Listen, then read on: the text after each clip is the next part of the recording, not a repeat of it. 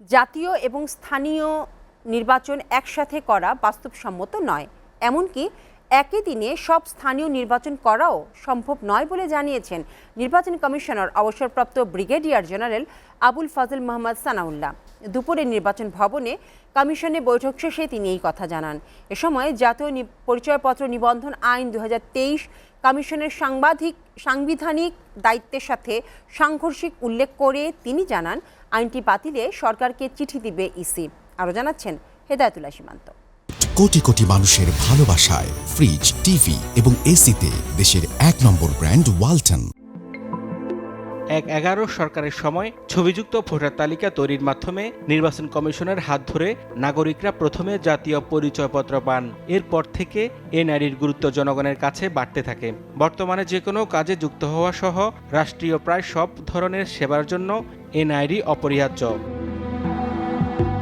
কিন্তু পতিত আওয়ামী লীগ সরকারের সময়ে ইসির হাত থেকে এনআইডি স্বরাষ্ট্র মন্ত্রণালয়ের অধীনে এনে আইন করা হয়।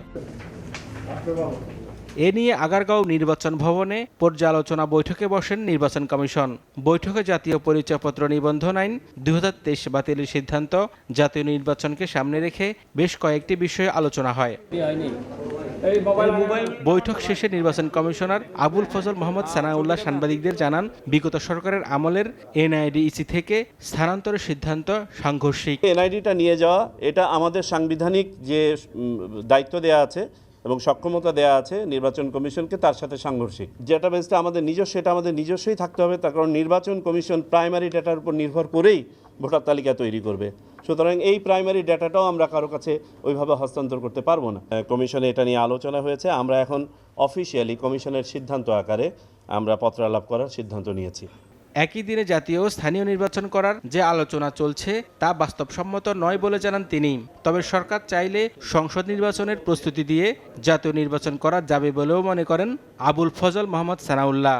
এটা আসলে বাস্তবসম্মত প্রস্তাব নয়, এটা সম্ভব নয়। সকল নির্বাচন একসাথে করাও সম্ভব নয়, আবার সকল স্থানীয় সরকার নির্বাচন একসাথে করা সম্ভব। জাতীয় নির্বাচন করতে হলে তার আগে কিন্তু আমাদেরকে একটা রিঅ্যাকশন টাইম দিতে হবে। তখন এমন কোনো ইভেন্ট আসা ঠিক হবে না যেটা জাতীয় নির্বাচনকে আপনার ব্যাহত। ভোটার তালিকা হালনাগাদের ক্ষেত্রে রোহিঙ্গা এবং বিদেশি নাগরিকদের ঠেকাতে বিশেষ এলাকায় ফরম সহজীকরণ করা হবে বলেও জানান আবুল ফজল মোহাম্মদ সানাউল্লাহ। আমাদের দক্ষিণ পূর্ব দিকের অবস্থিত উপজেলাগুলো, যেখানে রোহিঙ্গা এবং বিদেশি নাগরিকদের ভোটার তালিকায় প্রতারণামূলকভাবে ঢুকে যাওয়ার প্রবণতা ঠেকাতে এই ব্যবস্থা করা হয়েছে। হেদায়েতুল্লাহ সীমান্ত, এসিটিভি, ঢাকা।